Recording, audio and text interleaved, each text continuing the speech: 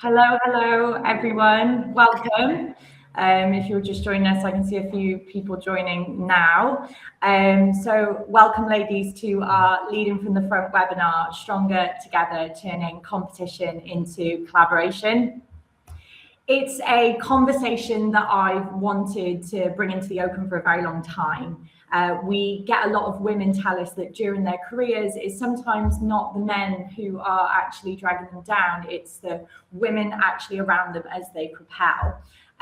So yes, at Leading from the Front, we do talk a lot about women supporting women, but the real experience is the tension, the internal competition we're often conditioned into, that is still whispered about.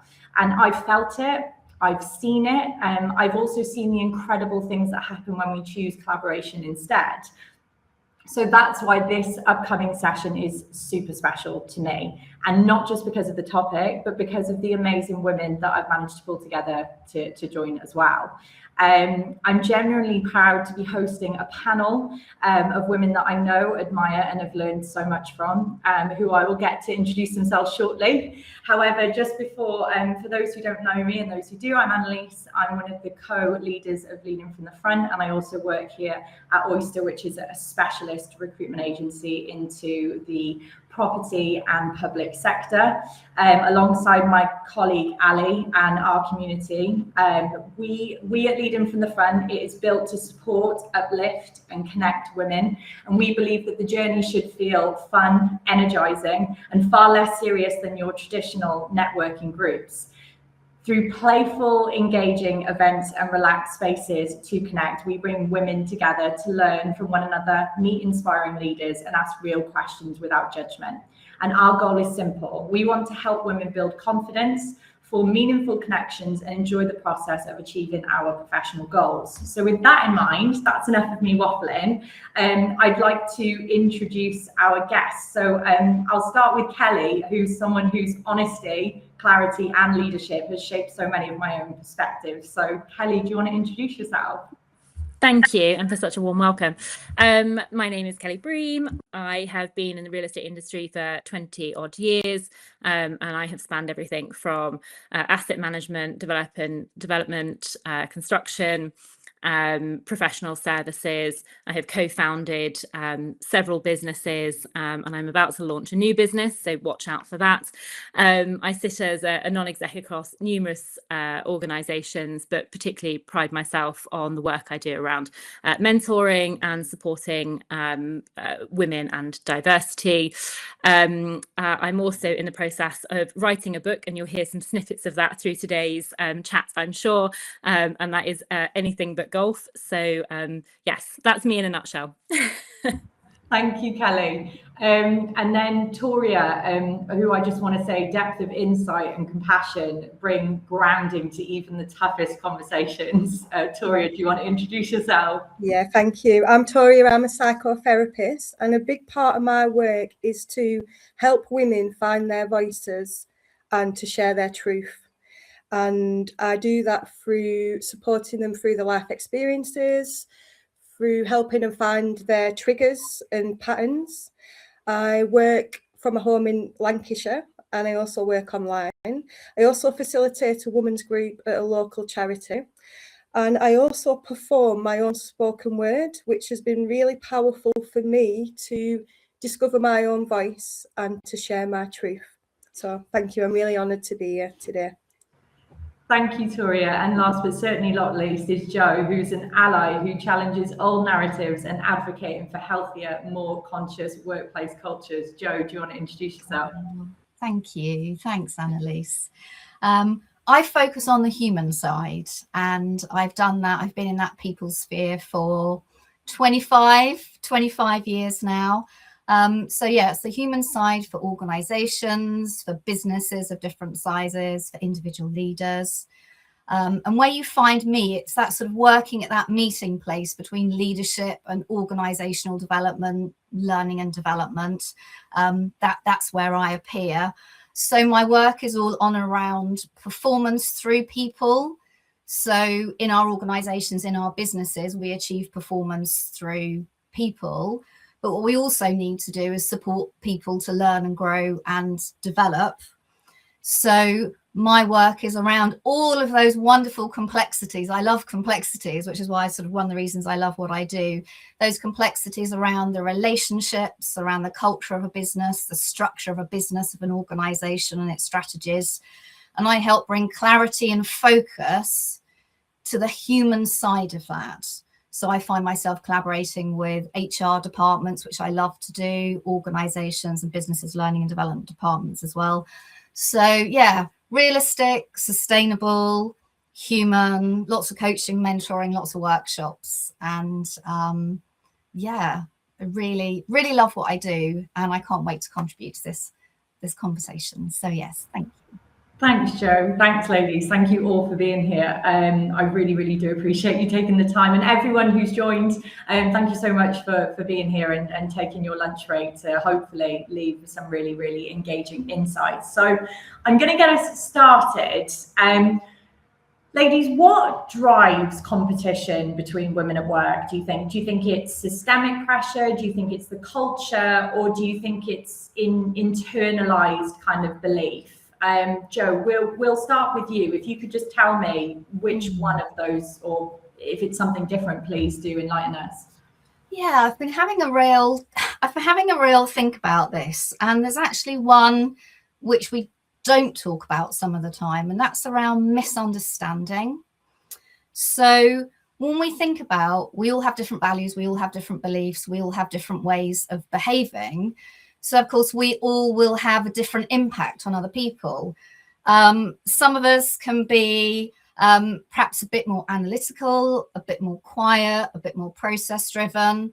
Sometimes people really lead and communicate from the front. They can be, you know, a lot more assertive, a lot more forceful, a lot more persuasive.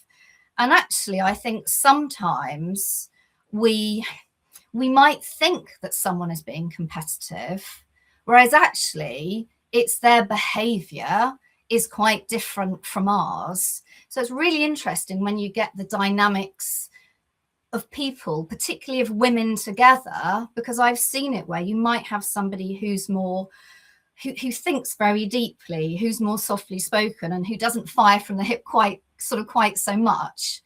So I think sometimes actually when competition comes up, people, because there's this misunderstanding between people, when organizations and businesses don't work on that and their self-understanding, we can assume someone's being competitive. So our confidence goes down. And then we think, oh, game's on, or something else we'll think in our head, game's on, I need to be competitive. So I'm not enough in myself and how I'm projecting myself. So I think some competition actually comes from, that deep misunderstanding that we think someone's being competitive when they're not, and we're rising to a game that with some people just isn't actually there. I think that's quite an interesting dynamic. Does everyone agree with that, or does anyone disagree with that statement? Please, the floor's yours. Yeah. I'll jump in. I don't disagree at all. I think Jo is right. There's an awful lot that has to be said around personalities and understanding those personalities and biases that can also come into that. I think the other thing that's really interesting is how competition is framed as women pitching against women.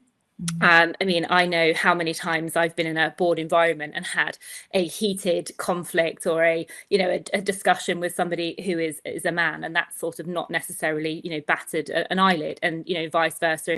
If, two men are going hell to leather around a boardroom table, it's sort of ignored. What you find is the minute that there is another female in the situation, there's these other comments that start to come into the room. Oh, bitch fight about to happen. Oh, it's really catty, or, so you start to hear some of that. And that to me is more about the sort of systemic issues around competition.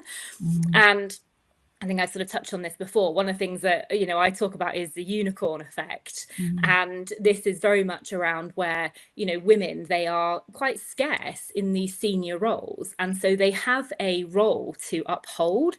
They're seen as mythical. They have to open the door for everybody else. They have to do all the mentoring. They have to be seen to act in a certain way. And whereas we sort of liken men to more sort of a pack of horses, and essentially, you know, they're allowed to stumble, they can learn on the job, you know, they can fail loudly, and they can still belong in part of that club. But what you find is the unicorn doesn't have a club. There isn't a pack of unicorns. And the minute there are multiple unicorns, actually the stables get slightly more threatened. So the structure that we create means that that unicorn has a bit of a protecting of their own role. And that's sometimes what I think we see play out, is that there's only room potentially for one at the top. And how do you then preserve that? Because if there's only one spot, who's going to be in it? So we're almost driving competition just through the systemic structures that we put in place in boardrooms. And a lot of that goes to succession, and you know, I'm sure we'll touch on some of those, but I think that's a big part of it as well. And Toria, Yeah. from a psychotherapist's point of view, when you're speaking to women who have had issues in work, do they say where they think it kind of stems from? I think, yeah, I mean, competition's not inherently bad, is it? You know, we need it, you know, we thrive in it, but I think it's when it's fueled by fear and insecurities, that's when we can become self-protective. So I think often when we feel that this rivalry, this competition, it's what are we fearing, you know, and that could be to do with our internalized beliefs. You know, is it if she succeeds, I'll fail, or you know, there is only room for one of us, or I must outperform to be valued. So often it's looking what the fears are, what are the insecurities, and also, you know, as women, often we are raised to be conflict avoidant, to be nice, to be good, to be agreeable. So I think a lot of women self-silence in the workplace, and that builds up resentment then. And then we can start building a narrative in our head, and we play into that narrative. So I think often it's looking at what's that woman's insecurities, what are her conditioned beliefs that we can look at. So that's the type of work around it, really. It's often there's insecurities there when it feels like it's rivalry, because like Jo said, is it a competition, or does it just feel like a competition because of our insecurities? We go into threat mode when we feel danger, don't we? Yeah. You know, and sometimes rivalry feels like we're being threatened. You know, so it feels like we're in survival mode. Yeah, I agree. No, thanks, Toria. And just back to what Kelly said, actually, because we've actually had someone say on the chat that there's also, Denise has said, also a lack of leadership and management positions that women have access to, hence driving competition, which is kind of like your unicorn theory, and there's only one seat at the table for the unicorn. Do you in your tenures, ladies, have you felt like there's been a lack of leadership and management positions? I think. Sorry, Jo, do you want to go? No, go on, you go first. It's fine. We're collaborating. No competition here, we promise. Absolutely. I think that scarcity effect, you know, really plays out, you know, when there are a small or a perception of a small number of roles, and therefore, you know, how you actually progress into those roles. And a lot of the time, and this is, I think, sort of touching on that unicorn, businesses will say, we don't have a diversity issue. Look, we've got this shiny unicorn, and look, she sits on the panels, and she's in the brochures, and she's in all the marketing material, and you can guarantee that she's probably doing, you know, all of the mentoring and, you know, the sort of the case study for the business. And sometimes actually having one person at the top or female at the top, it is slightly more concerning than having none, because that does that sort of that competition piece. It's almost the business saying, well, we don't need to worry about bringing anybody else in because we have somebody here. And that's certainly something that I felt is you almost fall into a bit of a tick box situation. I think you've got to look at why and how, and I think we know a lot of those reasons, around some of those structural barriers, around why some of this is not happening, and that will be succession planning, and do we have really effective succession plans in place? Where is the talent dropping off? Why does the talent drop off at that particular point? But there's also some really big things that I think we probably do need to address, which is actually around access to capital. And if you look at a lot of the women in really senior role, or men in really senior roles, most of the time it's because they've got really fantastic networks. They're able to do really fantastic deals, big deals, because the money backs them. And actually, there's only about 2% of funding goes to female-led businesses, or female founders and CEOs in the UK. And that's a really, really small number. And so there is a misrepresentation just by how much access to capital. So being able to sit at the table and do big deals and have access to bigger opportunities is limited, and it is also that limitation which is going to impact who can sit where, and that's probably another point I would just add. Jo, were you going to say something? Yeah, I completely agree. When you look at visibility, when you look at access to roles, when you sort of have this, it's not just in public sector, because however, public sector does tend to be more typically hierarchical and sort of like multi-layered. And when you have that single ladder, as soon as you create those rungs, and we've got that sort of that bottleneck effect, then it's almost, if you're going to have a promotion, if you're going to have recognition, then we sort of hang everything on a title, and with a title comes access to whether it's capital, whether it's sort of accessing a particular group, whether it's influencing something in particular. So we create so much of the time, and often sort of historically, not intentionally, that sort of funnel effect. So actually, then when you are in that position, for example, you've got into a particular position and it's really hard won, and maybe you are that sort of token female, as you said, Kelly, that sort of tick box. And I remember a brilliant leader that I used to work with called Max, and she used to call it moving the deck chairs. That actually people in organizations, they know, and women as women, we know, okay, you just moved a deck chair there, you just repainted a room, but what did you actually do as part of the system, as part of the culture? How did you actually make it, make opportunities accessible? And I just think we create funnels. So when you do get a position, you're less likely maybe to kind of go, oh, I'm going to open the door here because I'm going to hang on to what I've got. Because all we do is recognize on sort of job titles and promotions, as opposed to expanding jobs and deepening knowledge. But yeah. And I might just add, a sort of sentence onto that, which is really interesting around, I think a lot of the time, women, once they get themselves into these roles, whether we like it or not, there's a bit of advocacy that takes place where we align ourselves with more dominant leadership norms. So actually coming out on a stall and saying, yes, we want more women through, and sometimes the sort of the not necessarily fear of advocating and trying to bring more women through, you can also be seen to be slightly more difficult. Oh, here she goes again, banging the feminist drum, or all of those are the things that get thrown on top of you. So there is a little bit of, to make sure that you're getting the advocacy of everyone around the board, you start to sway and make sure that your views and beliefs are part of the pack norms, so that you're not stood out there on your own. And that's something we've maybe all got to look at as well.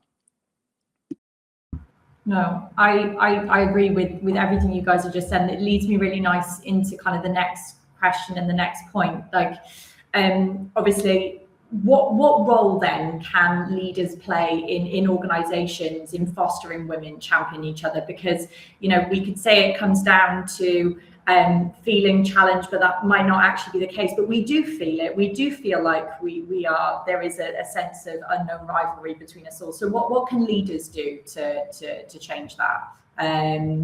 Should we start with you, Toria, from a holistic standpoint? What do you think leaders can do? Well, what you've just been saying then, what about this accepting difference or accepting uniqueness instead of everybody trying to be the same in the same role? What about this celebrating difference, celebrating uniqueness.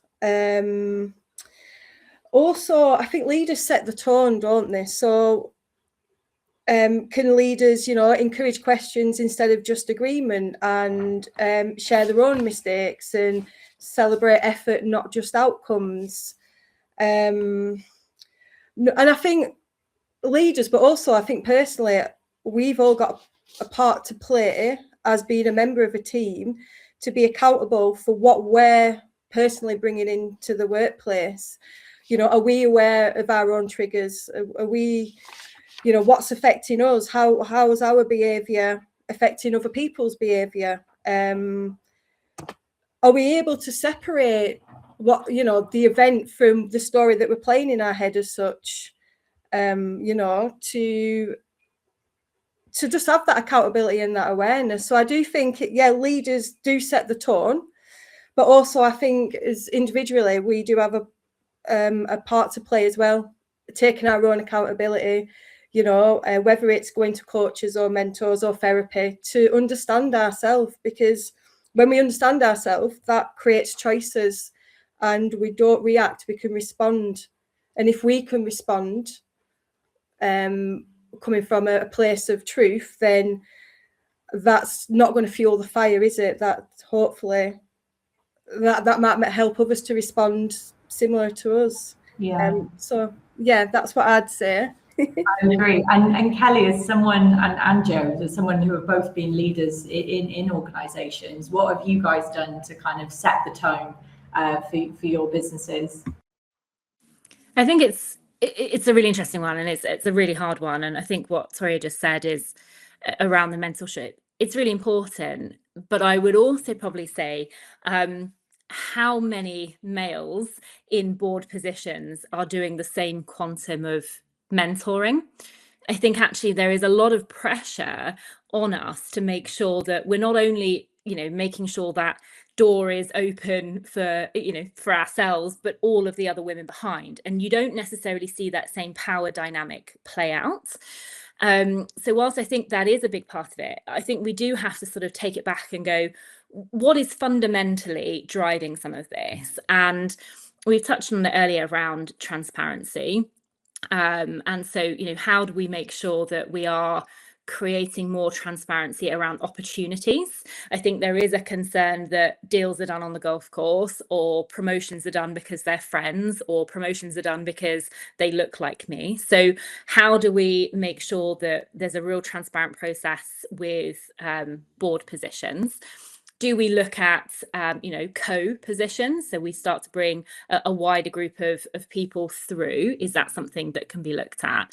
But I think I also go back to my earlier point around capital, and it is that capital gap that I think is really causing the misrepresentation. And so we've got to look at how we can shift some of those structural barriers. So do we need women pooling capital into investment funds? Do we need businesses to look at different syndicates? Do we need different programs to really help? And this is quite specific in a sort of VC and investment environment, but it is the access to the capital which is leading access to the opportunity, and it's the opportunity you're going to need to fulfill that position. And the more capital and the more opportunities and more access, that means that there's just more women going at it. Whereas at the moment, because the pool is so small, it is really competitive for that pot of money. And that's just, that is something quite specific, but it does go to, a sort of financial driver. Yeah. Can I say, when you say on opportunities and access, I completely agree. And an angle that I come at is, when we design work, we need to design work for real people's lives as well. So I don't have children. However, something I've seen when I've worked in and with organizations is that I think whatever caring responsibilities somebody has, maybe they have children, maybe they're looking after a parent, maybe there's something else going on as well. I think that connecting people who are on leave for whatever reason, and their access to come back and work in part-time roles. Sometimes I've seen where, okay, so you're going to come back to a part-time role, so you can only get so far with that. And I'm doing that, aren't I? You can only get so high, so far. So actually, anything where you're going to be more visible, you're going to be more senior, you're going to have access to this, you're going to be considered this and that, sort of something which is a real credit to you. It's only if you're going to be there visible and full time. Whereas actually, what about the person who we lose so much talent, you know, the people that can contribute and do contribute and have a wealth of talent and knowledge. And actually, they might be able to work sort of 2 or 3 days a week. They might be able to work flexibly. And what about all the stuff that they miss out on? I've seen some really incredible women miss out on opportunities because they've been on maternity leave. And I've had conversations with people, and people being, because people do tend to be sort of very honest with the nature of what I do. And some people just saying, do you know what?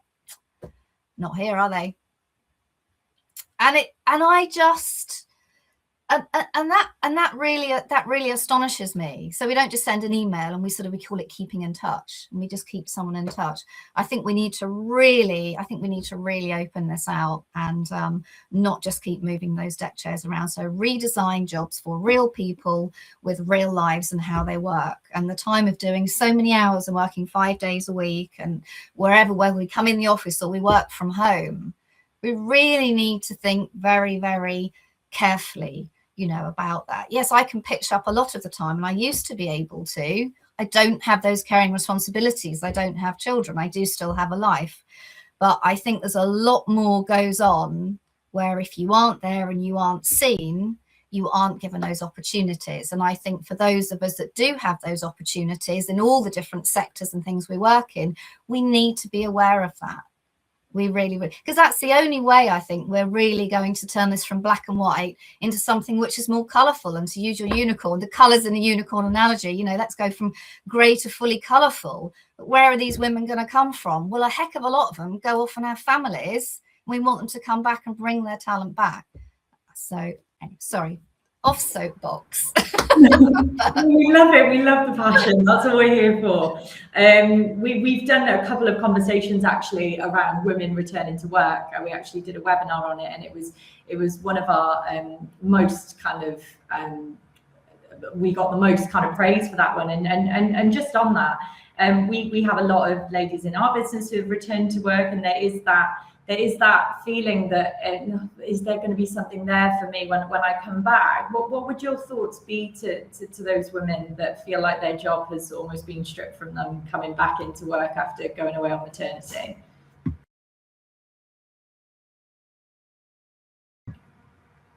Anyone can answer. Go ahead. I'll say, Rick, I know I was just talking. I think that we need to be having proper conversations with people who are off, of course, agreeing what the boundaries are. I mean, I can only imagine what it's like. A lot of my friends and colleagues and things have been through this, and they're in that bubble and they've got their child and everything else. And sometimes it's kind of the dread of coming back to work. But we know that, you know, when you have a holiday, or say you've been unwell or you've had a holiday, you've had some time away for whatever reason it is, because we're not all 100% the whole time. Oh, let's just switch the button and let's go. I spend so much of my time when I coach people and they're saying, I really feel like I dropped the ball on this, or I did this, or I did that. No one can function at 100% the whole time. We're human. You know, that's the deal. You know, we aren't machines, we are human.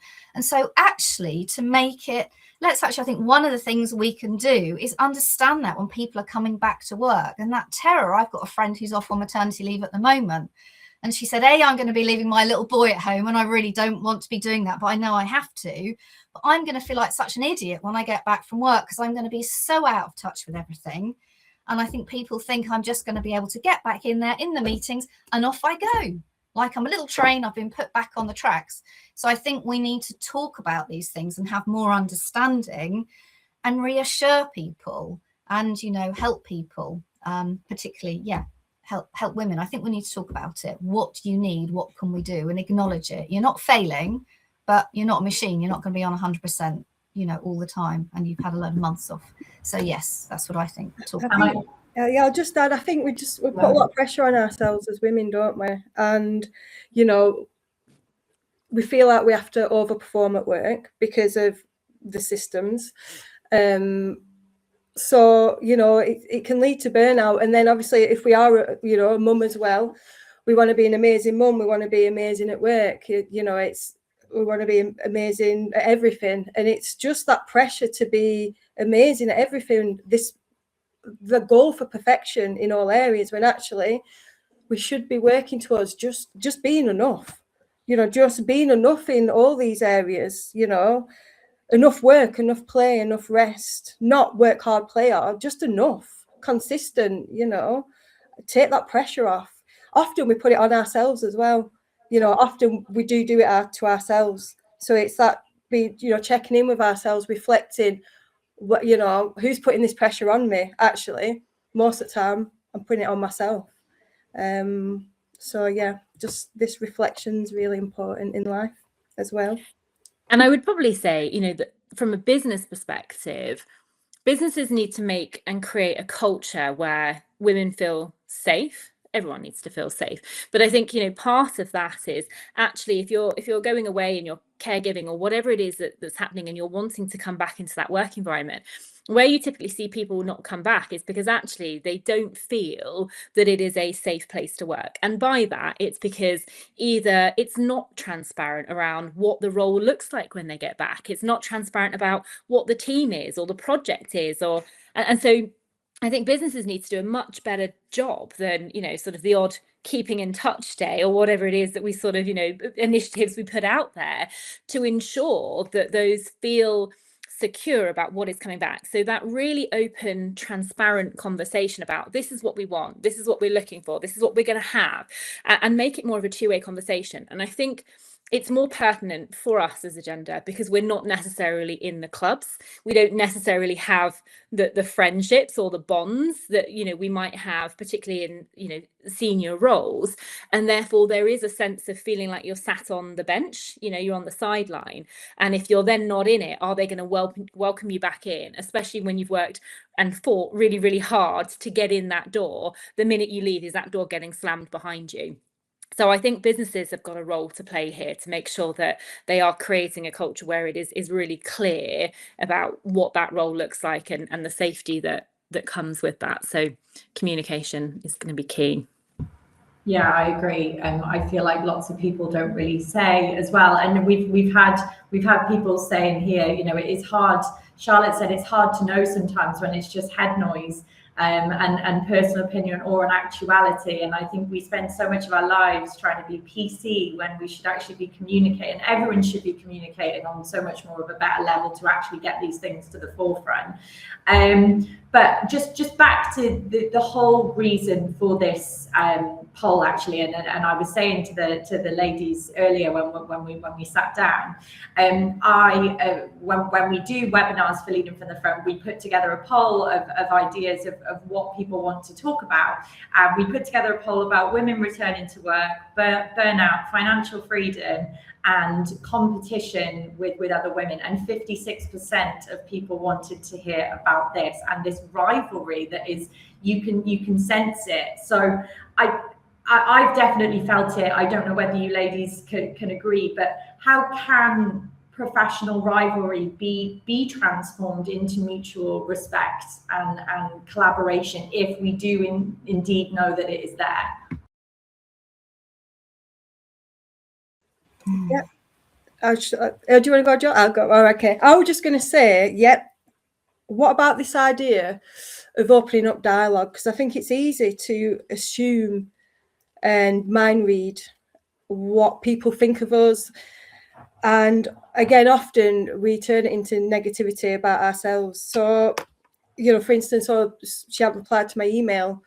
That old story could say, well, it's because I think I'm good enough, she don't have time for me. When really, it's more likely that she was distracted herself. So instead of assuming that what people think about us in the workplace, what about actually opening up that open dialogue? You know, if it's a case of I've been sensing some tension, I might be misreading it, can we just chat about it? You know, it's just opening up, talking about if there is any conflict, instead of just being silent, building resentments and keeping these insecure narratives building in our heads. That's what I'd suggest, definitely. I definitely think talking more openly about it, because when you see, and I'm sure we've all seen to different degrees, when you see that toxic behavior, where's that toxic behavior coming from? You know, you said about scarcity and fear, and actually calling it out.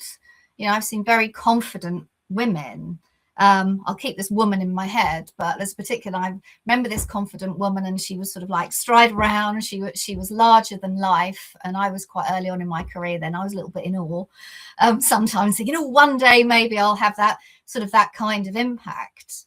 And people that wanted that impact, or women that wanted that impact and didn't have it, would say the most awful things to kind of bring that person down in a way around sort of the secret network, sort of the secret network at the back. So I think that actually, you know, what you were saying about Toria, about sort of talking about it more, it actually makes people, or helps people to feel safe, helps women to feel safe. So actually we can name those tensions, we can talk about them early. So actually when you do get those behaviors coming up, because they do come up, and the more of that funnel net we create, the more that's going to happen, the more people feel threatened. And it's like looking at, okay, well, that behavior isn't okay. And just because you happen to be getting results, because sometimes people say, someone said to me the other day, oh, this only happens with men. You can imagine my face. Oh yeah, of course it's only men that get results, it's not women. But you've got people that are delivering whatever it is they need to deliver, but they're doing it in a particularly toxic way. So we'll let that toxic behavior slide, the culture will allow it. So it's, and I know it's quite a one to take on, but I think the more that we talk about it, and the more we particularly have male allies with us, otherwise it's like, you know, I think as one of you guys said before, no, as Kelly, you said before, oh, hang on a minute, we've suddenly got some heated conversation and we have sort of all these different words flying around, oh, they're being a bit bitchy or whatever. Well, we need to talk about this, and we need to call out really poor behavior, and that then becomes performance management. That then becomes, you know, what do you think you're doing, and everything else, whereas often it does get pushed under the carpet. So and we just sort of put up with it, and that becomes the story, and then that becomes how you have to behave, and it's all a self-fulfilling prophecy. Yeah, and I think absolutely, and I think we probably all know, and this is probably the only way I can describe it, you know, somebody who's the patriarchy in pearls. And it's that individual who has been there and has done it and has broken their way through to the top, has cut the teeth, has had to take the banter, had to take, you know, all of the slack along the way. And there's almost this system of, well, if I've done it, you can do it. And well, you know, why should I help you up the ladder? You know, I've managed to break through. The system's not closed for women. Look, I've done it. I'm the beacon of being able to do it. And I think the problem with that is it's almost a culture of perpetuating the same exclusions. And, you know, that isn't progress. So what we do need to be looking at is actually how do we create a culture which is calling out, you know, great work, actually somebody has done great and this is amazing, and also recognizing different skill sets. And I know this is something that, you know, I certainly, you know, 10 years ago worked really hard with a mentor on, was around sort of my own sort of, you know, and this is really corny, you know, what was my authentic self? And, you know, and that was perhaps because I had leaned so far one way, because I was being praised for being tough. You know, I was the one in the room that could handle the joke. I was the one that, you know, you could go to and who didn't cry, didn't complain, didn't need coddling. And that was a sort of sense of behaviours that was rewarded. And the problem with that is the minute that anybody shows any type of softness, or it's seen as a weakness, or any type of different behavior, oh, we can't invite them into the meeting room, they're going to cry.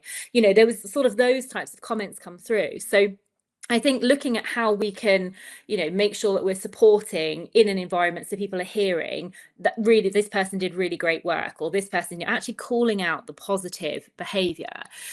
But I think this still comes back to the point here that rivalry will naturally decline the minute there is more advancement. So the minute there is more opportunities, we've got, you know, equity to access, you know, we reform the systems of how people are promoted and who is brought into roles, that rivalry will, you know, will soften. But I think what I would also say is competition is a good thing.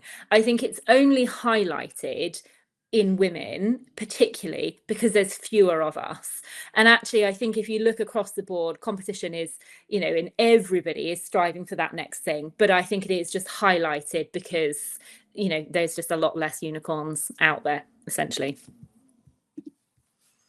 We've had some just some amazing comments that we've had to actually, and I just want to relate to you ladies on what you've said, and maybe you could pick up some points. Colby said, just on your point, Jo, that she couldn't agree with you more as someone who returned back from mat leave last year. What really helps is colleagues showing understanding that I may not immediately pick back up where I left off. Confidence, priority, even energy levels can shift, and having space to rebuild momentum rather than feeling pressure to be the old version of yourself straight away makes such a difference to a positive return to work experience. So understanding is key, and that comes from conversations. So that was from Colby, and we've had some people on the chat that unfortunately have had to go, but have said really enjoyed this conversation. Ladies, do you want to finalize with some kind of parting comments, and then I'll hand over to the Q&A because we've had a couple of questions come through, and I want to make sure that everyone who's still watching puts as many questions as you can, and we'll try and answer them. But are there any kind of final moments of imparting wisdom that you want to kind of put across before the Q&A? Oh, no pressure. Passing words of wisdom. Yeah. Anybody watching and go, cool, what would I say here? What anybody believe me, I'm thinking now. I think to align with what we've all said really, but it's that looking out and creating those opportunities and having those honest conversations in those, you know, in those senior leadership teams across the business, and saying, you know, where do we, you know, where do we see competition, or where might competition actually be coming up that we aren't aware of? You know, how can we find out about it? It might be, and any organization will have it. You can guarantee, and this is sort of one of you, and that's just but you're going to have people feeling different things. They're not quite so self-aware. Perhaps they go and get coaching, mentoring, therapy, but actually have a look and see what you've got, as opposed to presumably everyone that's here today is thinking, oh, this is ringing a bell. This is what we want to talk about. I've seen this. But go and have a look and see, and have that, you know, and have that conversation. So go and do the research, so the research that you can sort of safely do, and then think, okay, so how can we, you know, we're in an organization which is structured. We have a ladder, we have rungs. So how can we actually grow roles in a different way? How can we move from rungs to paths? How can we reduce the scarcity? You know, what can we do? And if you don't know the answer to it, then there are ways to find out, you know, the answer to that. So I would say do the research, you know, ask the questions. Awareness, I think, is that first stage that is so key and so important. And then move off from there. That's what I'd say. So I'd say from a psychotherapist point of view, just this, we can't control others, what they're going to say, the behaviour, but we can learn to regulate our own emotions. We can recognise our own triggers and work with them so that we're better prepared for whatever workplace scenario we're in. And it's about taking accountability. It's about knowing your truth and leading from your truth, and nobody can take your truth because it's solid and it's strong. So that's what I'd say. Take accountability, learn how to be self-aware, focus on yourself, put work into yourself, no matter how busy you are, make time for it, because it's invaluable forever. Okay, so then agree with all of those. I think what I would say is leaders need to, you know, take some responsibility. I think we we need to kick the ladder down, and actually we need to build a bloody stairwell, because actually the more people we can get up the stairs, the better. I think what I would also say is women who are in power need to be unafraid to disrupt, and I think it's really important that we make the conversation and the room, if it needs to be, uncomfortable. And I think women need to make their ambitions known. I think that's the other thing, that sometimes we are quite quiet. We think we'll do the legwork, we'll do the work, we'll get promoted, we'll get noticed. That doesn't happen, you know. I think what actually needs to happen is you need to be putting your hand up. I want this promotion. Tell me how I'm going to get there. And if I'm not getting there, tell me why I'm not getting there. And if you're not getting there, move on. I think that there needs to come, you know, some strength with conviction and, you know, being more vocal. I think being really clear about what it is that you want. And I think those women in power need to help, I think, make more space for those at the top. Which is going to be important. But I think in doing that, it's making sure that we're all having those, you know, conversations. So I think my parting words is quiet diplomacy is over. I love that. Disrupt. I love that. So often as women, we do feel like we need to put in the legwork quietly. And if we do disrupt, we're over emotional, and we get labeled with all of these misconnotations for who we are, whereas you know, a man wouldn't. So yeah, I love that. Disrupt is going to stay with me. Yeah, I really like that, Kelly. Like, kick that ladder, burn it. Yeah. Burn the ladder. Yeah, get rid of the ladder. Get rid of that. We'll all trance around it. That's fine. Out with the ladder. The full moon. Yeah. I love it. Yeah. Charlotte said here, charge the stairs. Before, we've had 3 questions come through, but just before that, I just wanted to read off what Tracy has said. So Tracy has said, this really resonates. Reintegration shouldn't rely on individual resilience alone. It needs to be leadership responsibility. She's worked both across private and public sector, and she's found private sector organizations often optimize for brand and performance outcomes, whereas public sector organizations tend to place more emphasis on culture, people, and service. The real differentiator, though, isn't sector. It's whether leaders actively reset expectations, maintain connection, and create the psychological safety for people to rebuild momentum with confidence. And you couldn't have said it better, Tracy, if you tried. But do you guys agree with that from a public and private sector standpoint? Yeah. Yeah. It's not so more than nailed it. Bring her on. Bring her. Yeah. Tracy, we're getting you on next, so I'm dropping you a DM. So I'm going to hand it over to the questions. So Charlotte has asked, specifically around this conversation, how do you raise or approach this topic with a line manager without looking competitive? I mean, I guess I would like to maybe reframe that slightly in terms of being, I think it's okay to be competitive. I'm the most competitive person you'll ever meet. Don't play Monopoly with me, right? Like, it never ends well.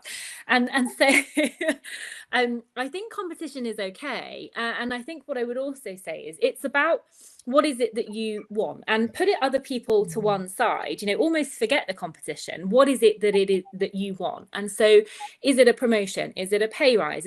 And I think those are really valid questions for you to ask. How am I going to get there? What do I need to do to get there? You know, what are the sort of key things that you're going to be looking for? How am I assessed?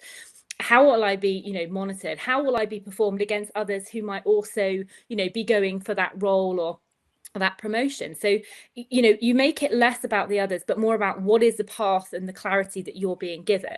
And I think when, you know, and if you deliver all of these and you're still not given, you know, the sort of promotion or whatever it is that you're looking for, then I think it's a reasonable conversation to say, well, why? I've hit X, Y, and Z. Tell me what it is that you're looking for. Is it personality? Is it fit? You know, that there might be, and sometimes it's okay to say, do you know what, we're just not the right personality fit. And that's also okay. But I think you've got to ask those questions. And make it less about the other, but more about what is it that you're looking to go for, and be direct. Be direct with your line manager. I've always said that to everyone that's ever worked for me. I can't do anything if I don't know what it is that you're actually after. So don't come in here and be annoyed if you've not got the promotion, or if you haven't got the pay review, or you haven't, whatever it is, if I'm not aware that that's what you were looking for in the first place. So try and give that information to your line manager so that they can at the very least have your back. And I think, can I just add on to that I think with, because that takes a lot of confidence and courage, or degree of confidence and courage to step forward and do that. And if I just pick very quickly something from my own experience, there was a role that didn't exist and that I wanted, and I wasn't in competition with anybody, but I could see there was a gap there, and I thought, oh, someone else might sort of want that. But then I focused on what it was I wanted to bring. So I went and I saw the director of this particular business. I was working in the housing association at the time. I said, you don't have a learning and development person as part of your senior management team. And I think you need me, and you need what I can do, and you need what I can enable for your part of the business. That was so bold for me, because I'm sort of often the quiet behind other people and pushing other people forward. But one of the points with that is, in order to have the confidence and the courage to do that, at the time, she might even be on this webinar in the background, Hannah, I was able to have really great conversations with a female leader that I collaborated with, and we used to almost mentor one another. So I think that completely and utterly agree, because if you don't go to your manager with clarity and ask for what you want, there's nothing wrong with competition. Sometimes just getting that lift, that yes, I can do this from somewhere else, that sounding board can be really helpful. And that's why I think in organizations we need to provide access to mentoring, whether you have a mentoring scheme, to coaching, to therapy. We need to provide access to that. So yeah, but bottom line, absolutely, people have different ways to get there. It's the shower argument, isn't it? But actually having somebody that can, give you commentary back, as opposed to just playing it over in your head. Yes, and I got the job, and it was amazing. I did it for several years, and it's one of the best jobs I've ever had. You live to tell the tale. Lisa was actually asked, she'd be interested to hear the panel's thoughts and experience of the differences between public and private sector organisations. Who is closer to getting it right? I say neither. No.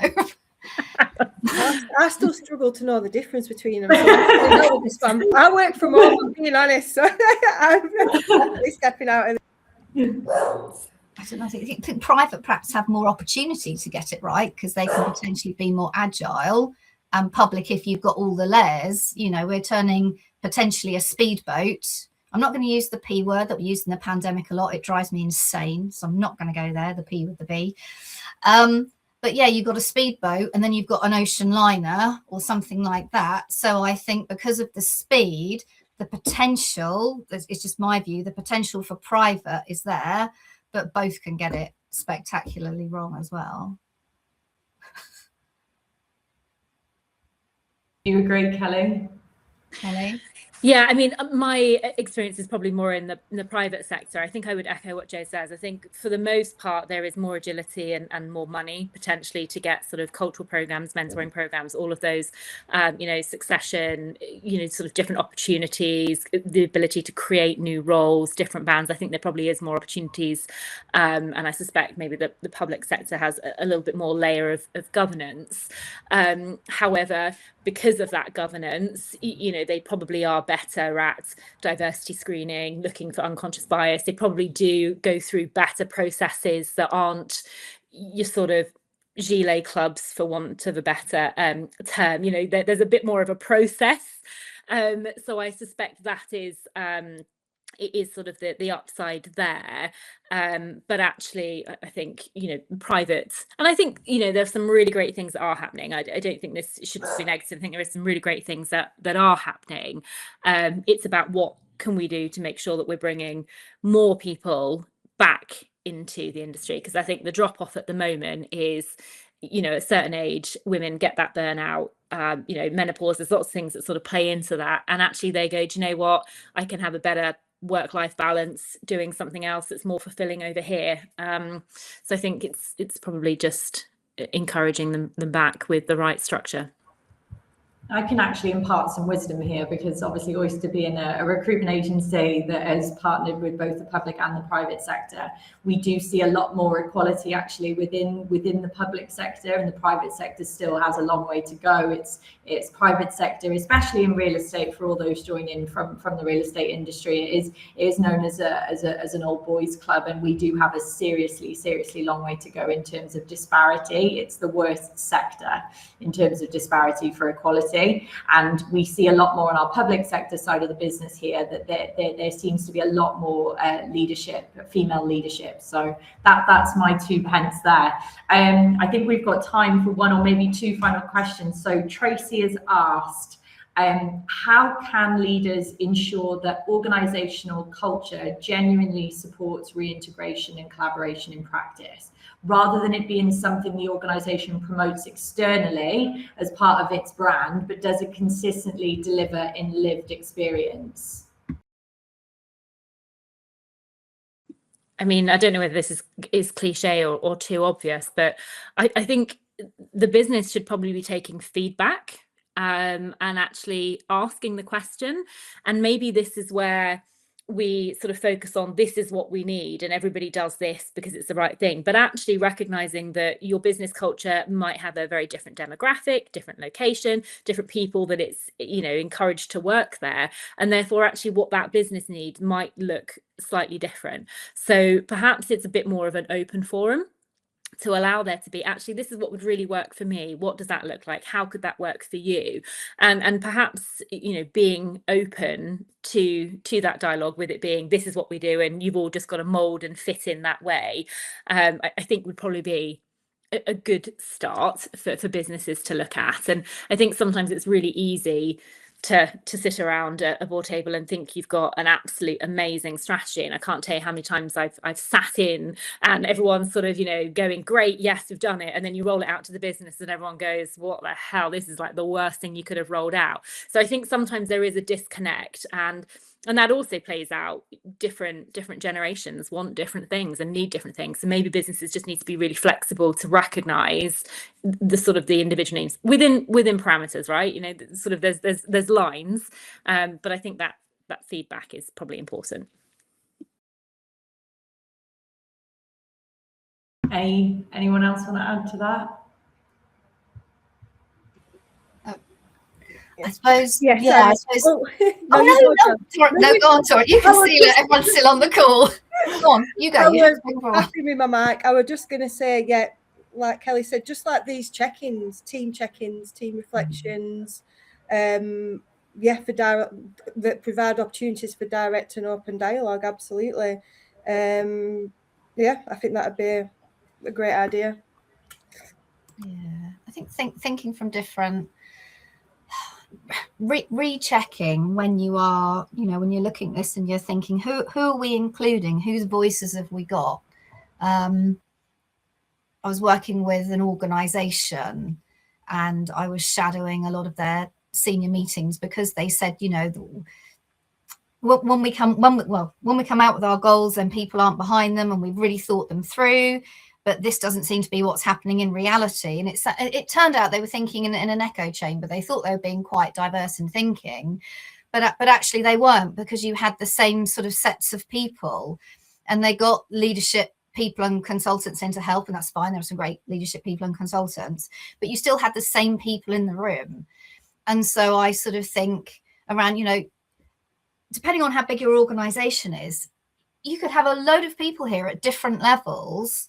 Well, let's get some thinking up. Let's get some contribution. Let's get some, when I say sort of working party, sometimes I don't want it to sound sort of governmental. Oh, gosh, and then it takes ages to do that. So let's have some thinking across the organisation. Let's have some cross-fertilisation, sort of whatever you want to call it. So the pot that we're getting our thinking from, is it actually always coming from the same place? What could we do that was quite radical? Who are the people that we don't ask? Who would we fear asking? Who are the people that go, oh, God, no, you're moving a deck chair again, or you're just doing this, or you're just doing that? Ask those people, because those people in your business, when they're kind of complaining about stuff, I know it's not always very pleasant, and you think, look, just let us get on, but at least they're complaining, at least they're being vocal. It's the ones that then just go, you know, I'm done. Yeah. I'm done. I'm going to come in. I'm going to do my hours. I'm going to do whatever. And you know what? I don't care anymore. I don't see myself in this organization. My values aren't represented. But you know what? I get a salary. I'll just come in and do that. Yeah. They're very dangerous people. They don't mean to be. So yeah, just think, who would we never ask? Go ask them. Ladies, I've got 40 seconds to wrap this up before it closes on us. So I just want to say, first and foremost, thank you so much to all of our panelists that have joined today. I thank you from the bottom of my heart for being a part of this, and to everyone that's obviously given their lunchtime. Just a reminder for all of you at the end of this call, please follow our WhatsApp community, which we've just created. Please follow us on Instagram to keep up to date with all the latest Leading from the Front events, which will be monthly. And a reminder for those attending MIPIM who are on this call, please do sign up to our March event, Make Can Colourful. There's already 300 of you there, so thank you so much. And yeah, sorry, I think I can still stay on. Someone's just asked, is there a recording that can be shared? Yeah, if you've signed up to this event, I know there's a couple of people that couldn't make it. This one is all pre-recorded, so you can watch it back as well if you joined late on your lunch break. But thank you all so much. I hope it was insightful, and I'll see you all at the next one. Thank you.